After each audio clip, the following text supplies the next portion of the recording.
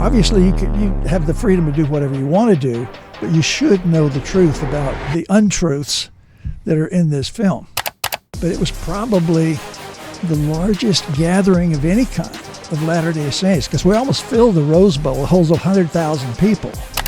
I feel like there was like more members here in the 70s than there was nowadays.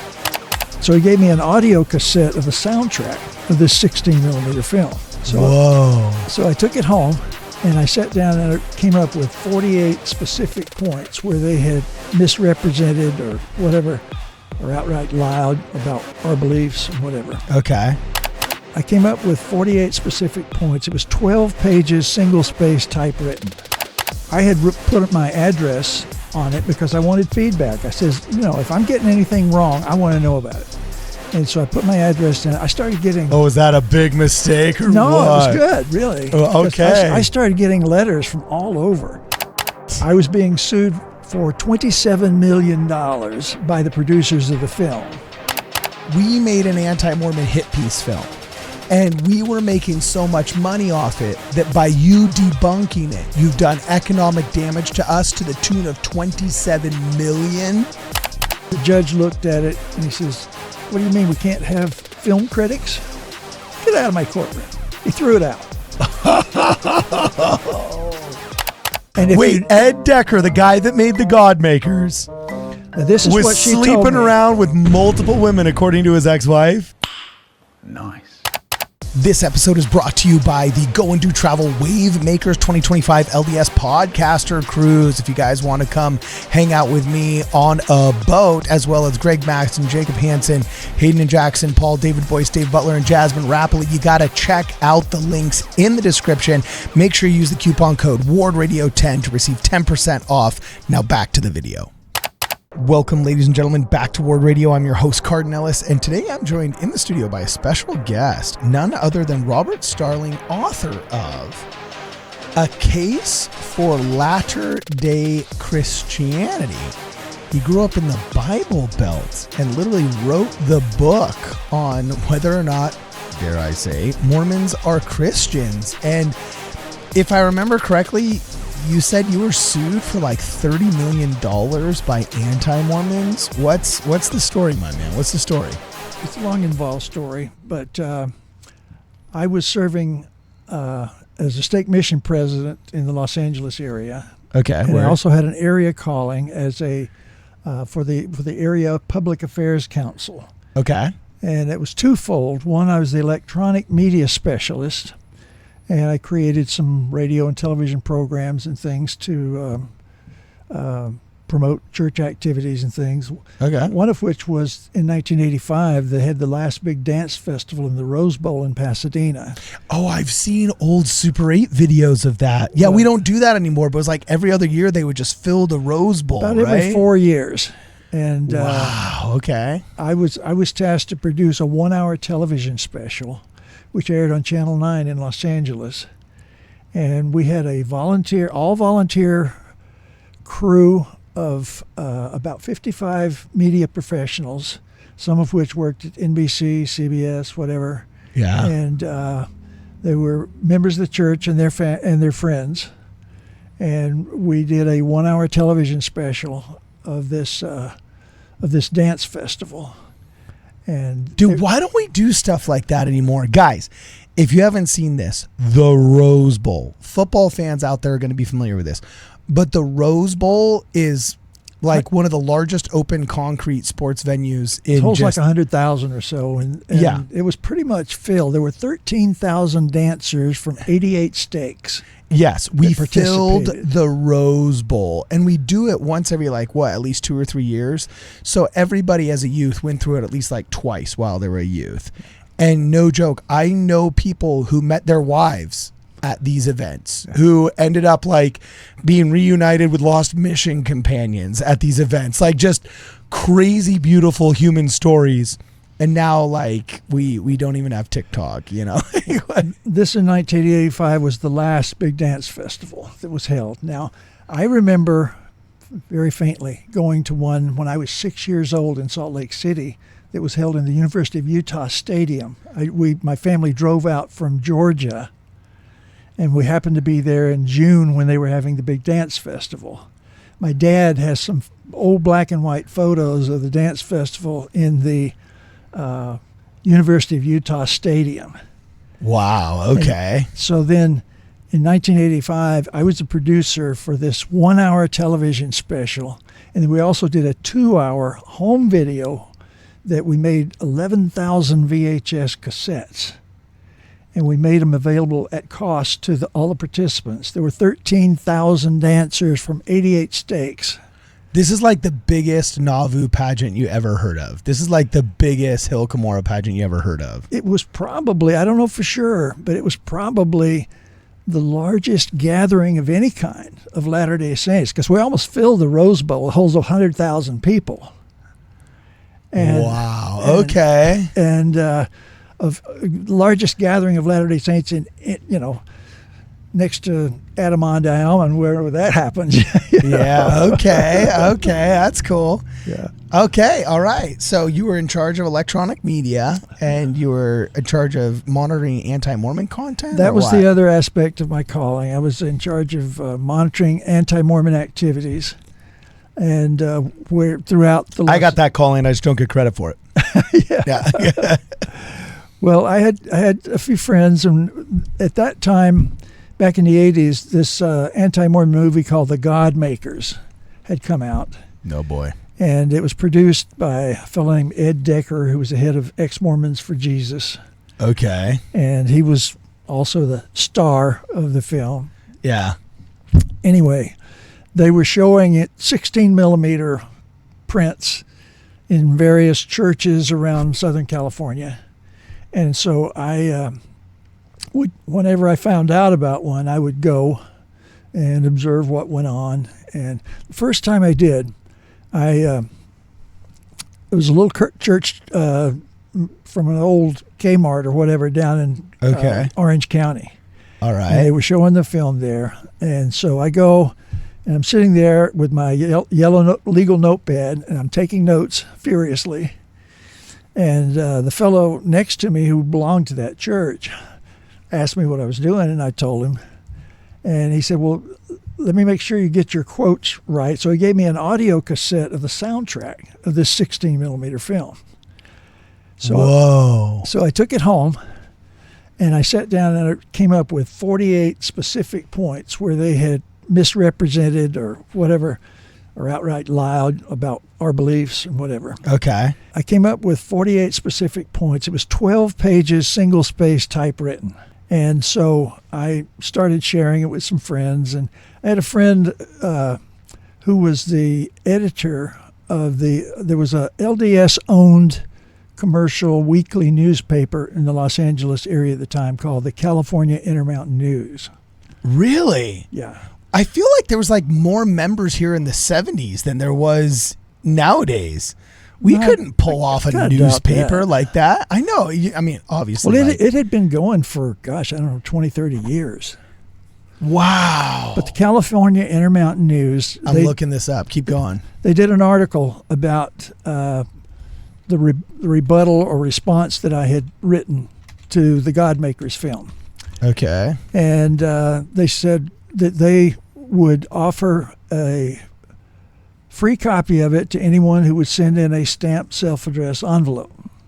Okay. This is 12 pages, single-space, typewritten. Wow. They sent out over 1,000 copies. Man, and by the way, I just looked this up. I'm going to put this up on the screen. I've never heard of this. I've been a lifetime member of the church in California, and I never heard of this before.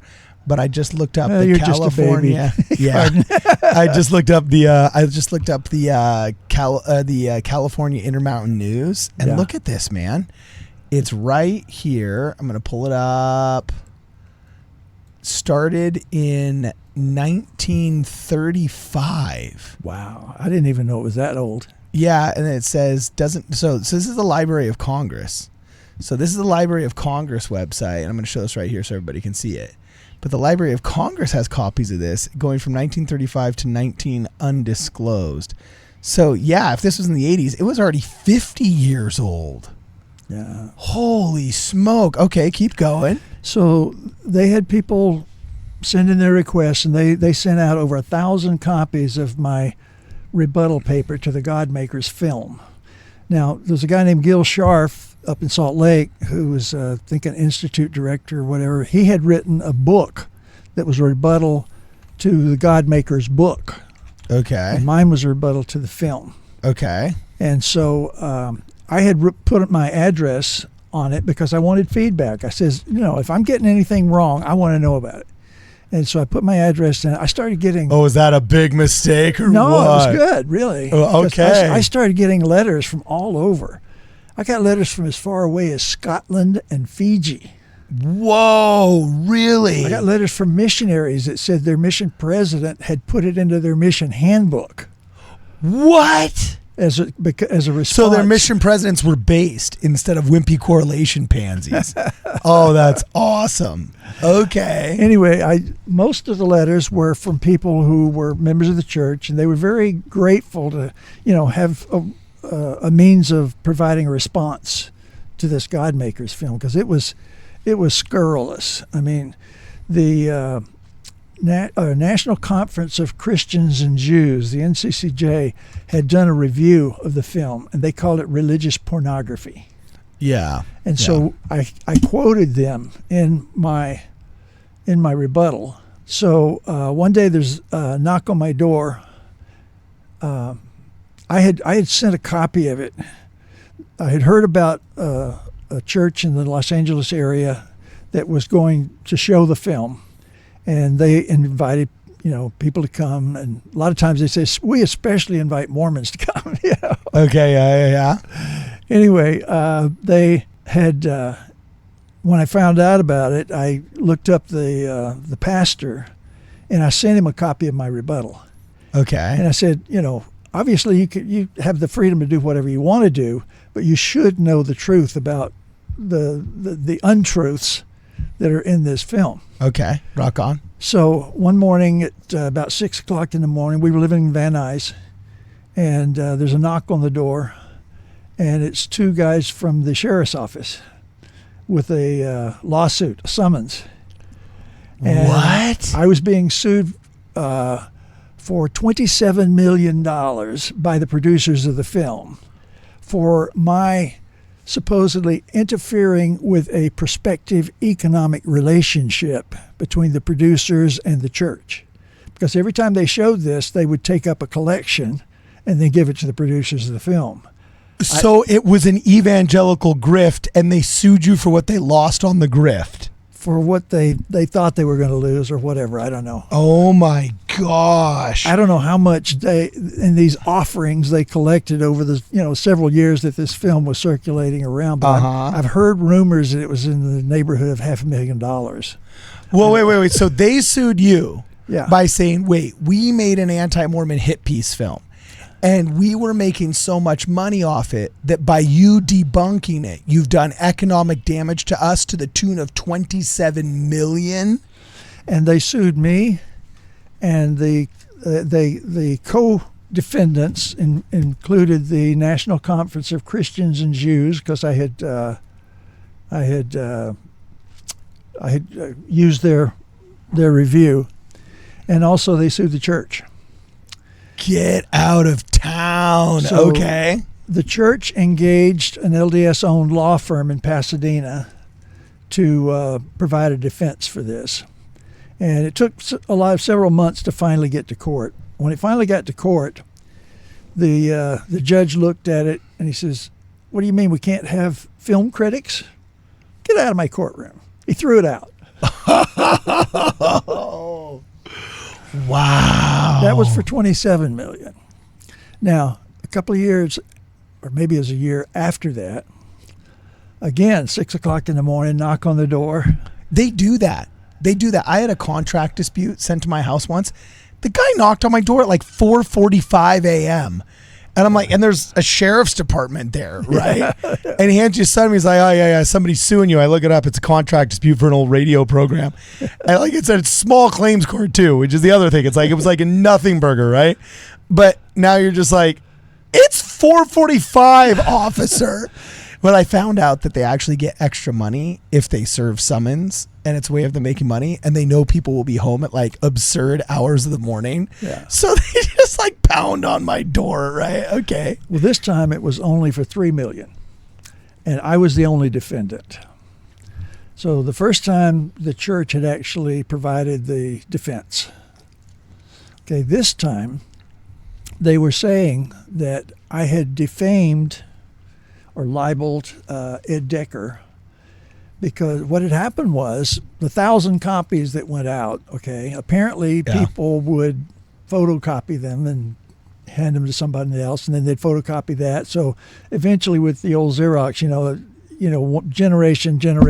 generation down, the image starts to fall apart. Yeah. Well, somebody down in Texas, and they never told me who it was, somebody had retyped it. And in the process, they had decided to add a few items of their own. Oh, so you needed to put that little clause in if anybody adds or takes away from this work. Yeah, kind of like then let it be Revelation. Yeah. Oh, that's hilarious. Okay, keep going. So anyway. Here, get the mic in your face more. Get the mic in your face, yeah. In this case, they said that I had defamed because in the portion that somebody else had added, they said that Ed Decker had been excommunicated from the church for unrepentant adultery. And that was not something I had written, and I had 1,000 copies out there to prove. Yeah, but wasn't that well known? Well, I don't know. Okay. But anyway, in this case, as it turned out, because I was the only defendant this time, and the regional representative at the time took it to the brethren, and they said, do we provide a legal defense for Brother Starling? And they had the wisdom and the foresight to realize that these people were just trying to get a general authority on the witness stand. And so they said, no, let's see what happens. Well, I had a friend out in Woodland Hills here in Southern California who was an attorney, and he had been going with me to some of these showings of the Godmakers film. Okay, yeah. And so he said, never mind, Robert, I'll take care of it. Really? Let me at him, Okay, yeah. So he filed a counterclaim to the filing that was made. We figured it out that this was actually a class project for the Melodyland School of Law and Theology down in Anaheim. What? So evangelical interns were getting credit to just harass members of the church?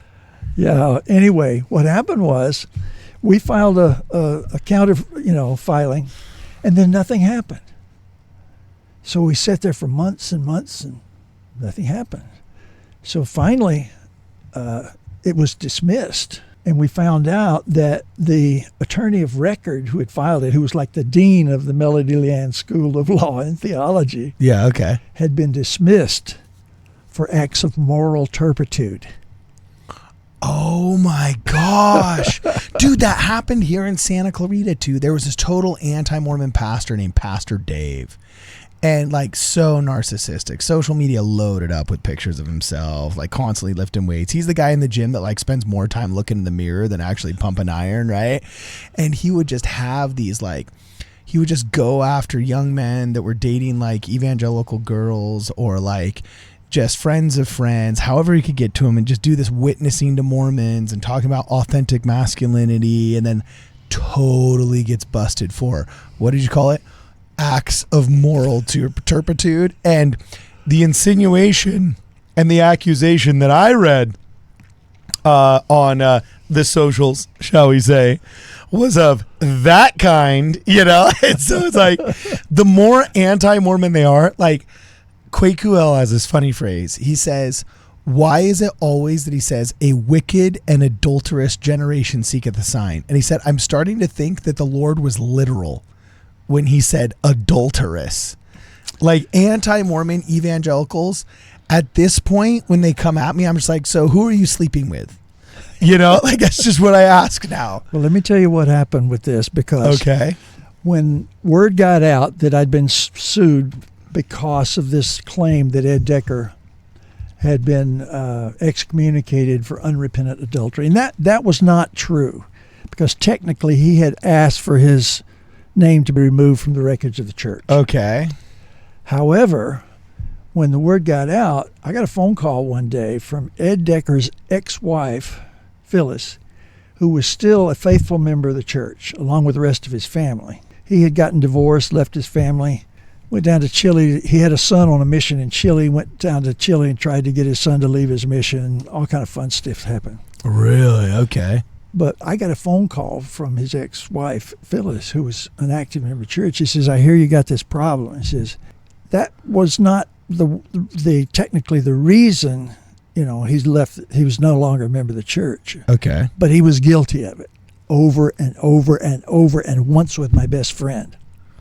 Get out of town. And wait, Ed Decker, the guy that made the God Makers, now this is was what she sleeping told me. Around with multiple women, according to his ex-wife. I don't know if it was all at the same time or if it was serial or whatever, but Yeah. she said, if you need me to testify, I will be happy to come to California and do it. She was living in Michigan or something.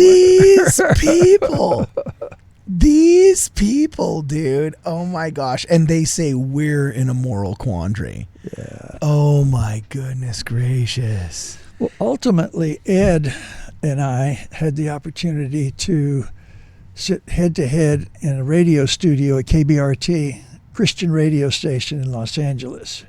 Get out. Is there a recording of that? Oh yeah. Yeah. We can put a link to it. I mean, it was a 2-hour Where program. is this? Is it on YouTube? Yeah, it is on YouTube. Hey, well, speaking of finding things online, look what I just found on eBay, and I bought it, bro. There it is. Good condition, 15 issues from 1979 to 1980 of the California Intermountain News newspaper. Cool. Yeah. Mormon and LDS memorabilia. And it's 40% off. So, dude, I'm going to straight up buy that, and I'm going to see what Mormons were up to in 1979 in California. That's kind of cool, dude. There was another LDS-owned newspaper in Phoenix, Arizona called the Latter-day Sentinel. Okay, I think I've heard of that one. Okay. Yeah. Wow, this is awesome. Okay, so back to what you were saying. Okay. Ed Decker, where I'm going to look this up. It was on KRCT. What is it? KBRT. KBRT. Yeah, if you go to YouTube, Ed you just put Decker. Robert Starling, Ed versus Decker, KBRT. It should come up. Robert Starling. I am looking this up. Keep going, man. Yeah. Here it is. Holy crap. Holy smoke. Look at this. It's the first hit. Yeah. 1 hour and 46 minutes. Yeah. Dude, let's take a listen just for 1 second, dude. Just for 1 second. Holy smoke. I'm skipping in the middle just to see what happens. Just to see what happens here, because I am so stoked to hear this. God, the Father Almighty, maker of heaven and earth, came to a reality of the Wow, that's dude. the You look dating so game or something. young. That's right, Holy yeah. I was smoke! young. Look at you, bro. That's Robert That was and Ed. 1985. This dialogue will be divided into 5 segments. First, Oh my gosh! That's what, 40 years ago. Jeez, and you're still playing basketball 3 times a week. You told me before the show, right? Thank the Lord, I'm still able to. I'm almost 80 years old. Dude, you know who you kind of look like? Come on, who is Caitlyn Jenner before Caitlyn Jenner was Caitlyn Jenner? Bruce Jenner. Yeah, dude, you look like Bruce Jenner, Oh, bro. really? Yeah, you got like the Bruce Jenner look, like a triathlete. And you're not just head to head with Ed Decker. Look at him. You are sitting side by side, Yeah. man. The way that came Holy about, smoke. there had been, like I said, I was the electronic media specialist for the Public Affairs Council. Okay, yeah.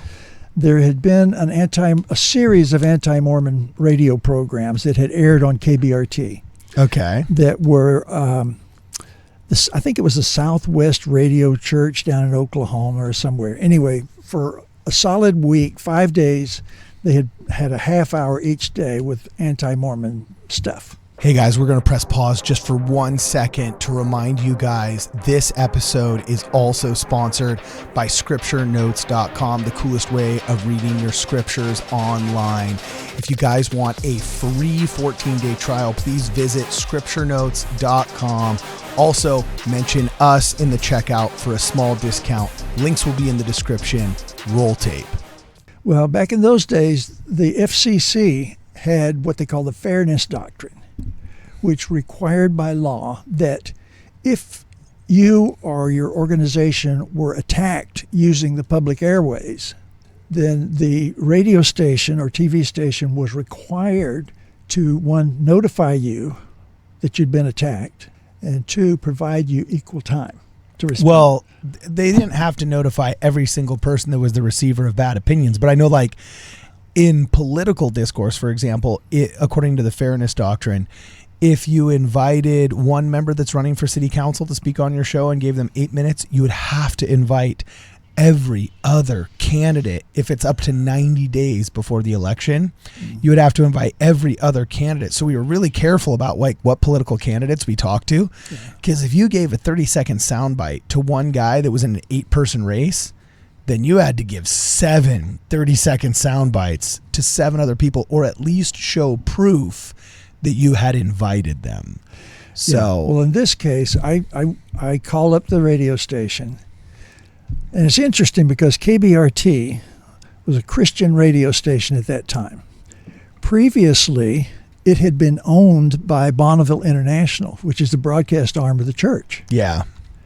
They own 2 radio stations in the Los Angeles market, KBIG FM and KBRT AM. And they had sold the KBRT, and so now it was a Christian radio station doing anti-Mormon stuff. That is funny. Hey, look, dude, they're still around. I just checked them out. Oh, yeah? K-Bright Radio, bold, righteous truth. Yeah.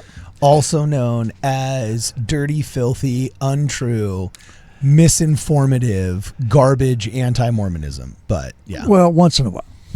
Okay. I mean, I'm going to be nice. You know, they do a lot of good stuff, and I used to listen to a lot of their shows and everything. Okay. Good Bible stuff and everything. Okay. But in this case, and I have to credit them when I notified them that they owed me equal time. Okay. They were very nice about it. They said, "Fine, we'll be happy to do that. You can prepare 5 30-minute programs, record them, do whatever you want, and we'll air them." Well, I said, well, I don't need all of that, so how about 5 15-minute programs? Okay. So I created, along with, there was a fellow who was a local institute director or whatever, he and I put together 5 programs, Okay. and they aired them. Rock on. After that, okay, Ed Decker went on to a talk show on KBRT, and this topic came up. He says, "Yeah, but the but the Mormons they won't come on and debate me face to face, you know." And so, bless his heart, there was some member of the church down in, I don't know, South Bay area or whatever. He says, "I'll do it. I'll debate him," you know. And I mean, my calling. He didn't do as well. My calling was the electronic media specialist. So Okay. I went to our regional representative and I said, "What do I do?" They said, "Well, you better talk to this guy and see if he's going to embarrass us on the air." Okay. And I talked to him, and yeah, I mean, he had a good heart, but he just wasn't prepared. Okay. He didn't know, you know. Yeah. I feel You got to know the enemy's arguments and know the responses. It's like sending I mean, a Faith Matters guy to, Yeah. to fight for the church. and it's so going to be a disaster. I called the radio station because he had contacted the radio station directly and volunteered. So I called the radio station. I said, "How about if I come on with this guy?" He says, "Okay, no problem." Well, ultimately he bowed out. So that's how I ended up in this 2-hour radio dialogue with Ed Decker on KBRT. Wow. Because he had thrown down the gauntlet and challenged. Now, when he did it, he said, "Okay, the Mormons can decide the topics of discussion, the format, and anything they want, as long as I get equal time." Okay. Okay. So I said, "Well, here's how it's going to be." I said, "We're going to have 5 topics, and the first hour the second hour, because they said it was going to be a 2-hour program. The second hour was going to be people calling in with their questions and stuff. Yeah. So the first hour I said, okay, we'll divide it up into 5 10-minute segments. That'll give you 10 minutes for commercials.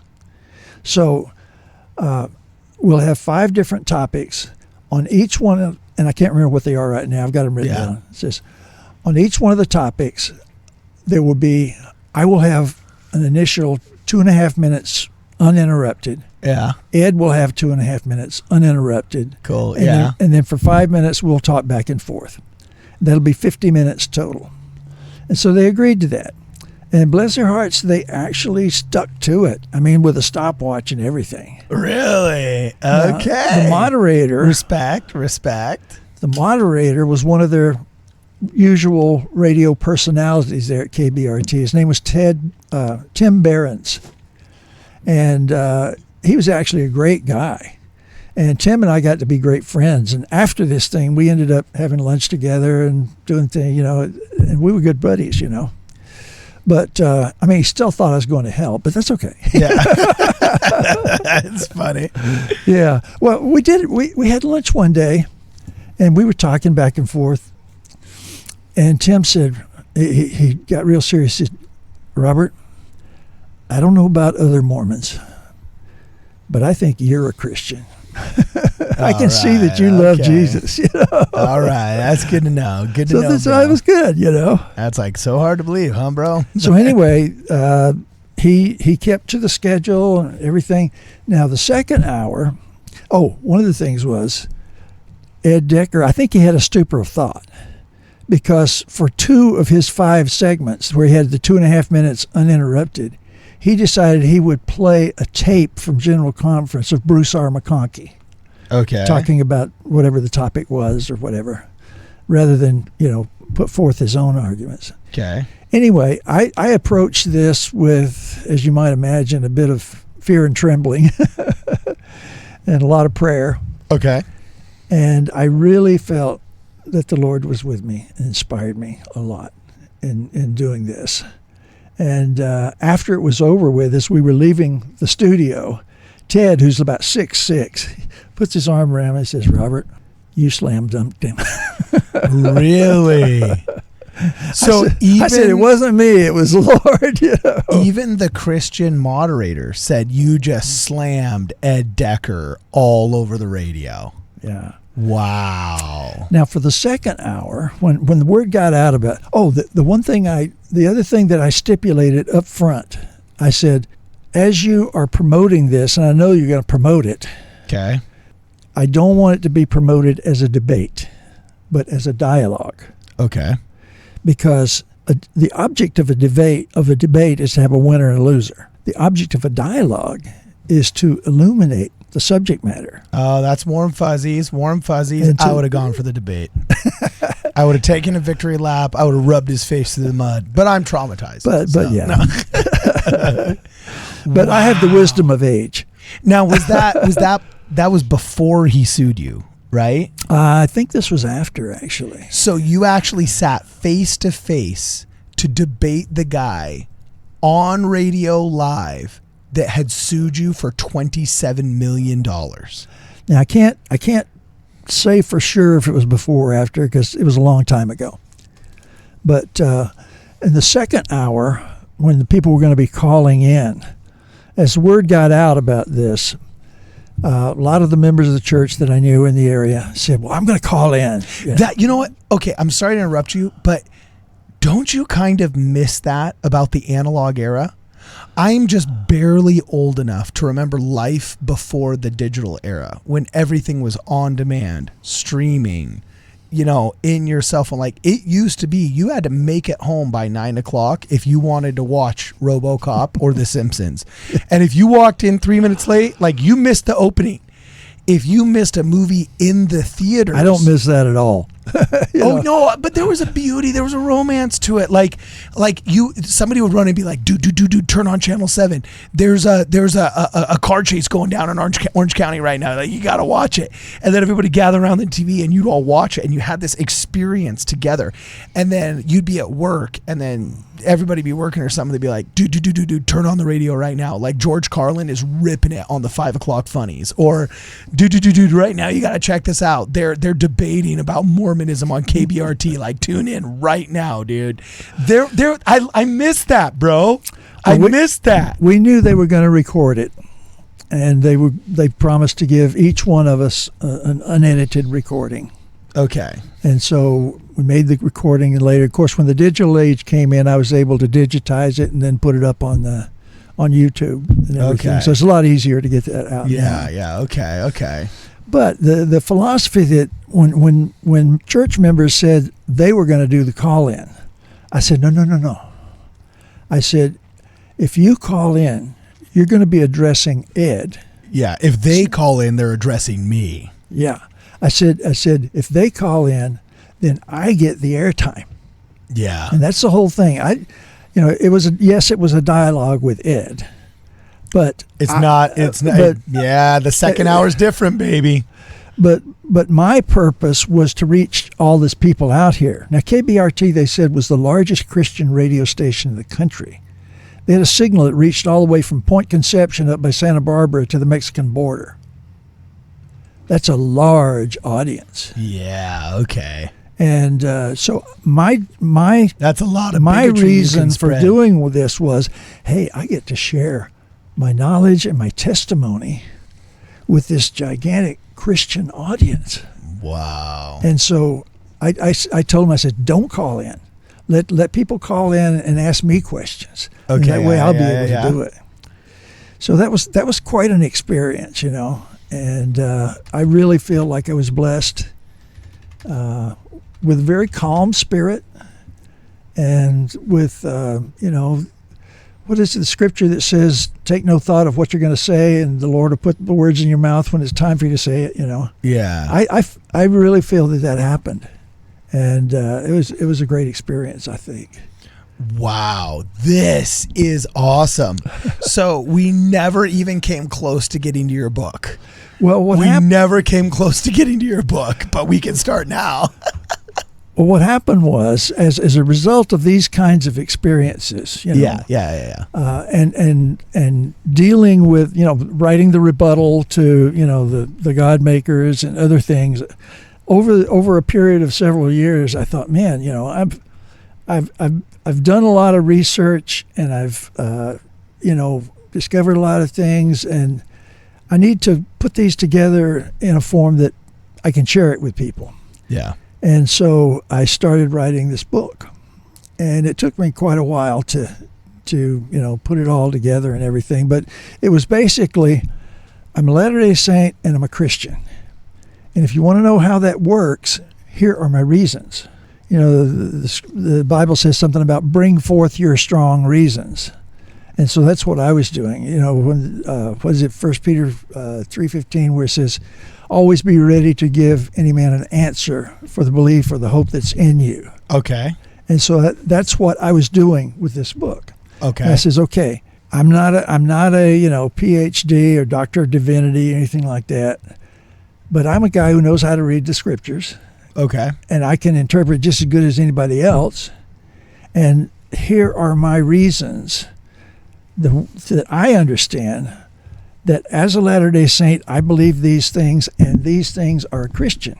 Okay. Yeah. And here are the reasons, and here are the scriptures, and here are the the quotes from the early church fathers, and all these different things, that support the thesis that Latter-day Saints are Christians. And I kind of roughly organized it around the 13 Articles of Faith. Okay. Not totally, but start off with the Godhead. Start off with our belief in Christ. Start off with the Bible and the Book of Mormon and priesthood authority and salvation, and I organized it, those different topics. So what is, I would say, the top one or maybe even the top three most convincing arguments for the Church of Jesus Christ of Latter-day Saints to be considered, to those who wouldn't usually consider it, the most Christian faith or a Christian faith? What's the most compelling argument for those types of people that try and exclude us from the body of Christ, which is frankly a totally North American thing? Like everywhere else in the Christian world, nobody has a problem with Mormons. They even appreciate us and like us. But it's the anti-Mormon evangelicals of North America, the United States and Canada that just it's a cruel. There's a lot of it in pejorative Latin that they America use. also. They're not as bad as like the Midwest and the Bible Belt. Like nothing is as bad as North America. The first edition of the book, when it first came out in 2016, Okay. had a different title. Okay. I called it Really Inside Mormonism. Confessions of a Mere Latter-day Christian. Okay. And I said, okay, here's my confessions. That's a horrible title. I'm glad you redid it. No, just kidding. Well, when President Nelson asked that we try to avoid the M word, so I went back and redid the title and tried to delete references to Mormon and replace it with Latter-day Saint and come up with a new. Most of the book is the same. Okay. I did add a second. There's about 8 appendices to the book. Wow. Where I added things that. One of the things that's in one of the appendix is the rebuttal that I made to the God makers. It's in the book. It's one of the appendices to the book. Now, one that's added to this second edition, I had written a letter to the pastor of the First Baptist Church in Dallas, Texas, Robert Jeffers. Okay. Because he had gone on to ABC News television and said that Mormons were a non-Christian cult and we were all going to go to hell. And then he gave certain specific reasons why we were a non-Christian cult. Oh, I see it right here. Dear staff members at First Baptist Dallas, October 14th, 2011. Wow. Yeah, I went to their website, and I couldn't find an email address for him specifically, but I found email addresses for 27 of his staffers at the church. And that's who I sent this to. And I said, please forward this on to Pastor Jeffers. I never got a response, so I don't know if he even got it or whatever. But I took his reasons for saying that we were a non-Christian cult, and I turned them around and I said, well, what if we apply these same criteria to Baptists and to Catholics? And I said, okay, if you take these same reasons that you say that we're a non-Christian cult and you apply it to them, guess what? They don't pass the test either. And so that's the appendix that I added to the second edition. Yeah, wicked. That's awesome. So, do you unload a lot of these? How do people get one of these? I mean, this looks great. I'm looking over this, and it seems like you cover all of the bases. It's available in hard copy with print on demand at Amazon.com and BarnesandNoble.com. The first edition, they had a few copies in Deseret Book for a while. I haven't even tried to get the second edition in Deseret Book. I don't know if they'd carry it or not. But if anybody wants to buy a hard copy, they can, just get it on Amazon, or an ebook. Yeah. Okay. You know. But I'm not in this to make money. Yeah. So you got like a free PDF online or something? There's a PDF that people can download for free. We can put we'll put a link in the description. In the description for that and get a free copy of the PDF version. Wow. I just still can't believe that you just Donkey Konged Ed Decker, my man. Like, that is a picture for the ages, dude. Look at that thing right there, man. That is so cool. That's just bragging rights for the rest of your life, man. That's pretty rad. So, well, I just am grateful for the opportunity that I had to share my testimony with potentially, tens of thousands of people all over Southern California. Yeah. And through the internet now, and people who listen to the digital version online, even more. Yeah. And I feel like, I've always kind of wanted to feel like, the prophet Alma, where he said, oh, that I were an angel, could have the trump of God to shake the earth, And I think that in some ways, using the media, I'm able to do that. Yeah. And I'm very grateful for that opportunity. This reminds me of Luke Hanson's idea of make Bible bashing great again. So we'll have to, maybe we'll do that. Maybe we'll do that someday. This might be due for a revision and a re-release, my man. If you want to do that, that could be kind of cool.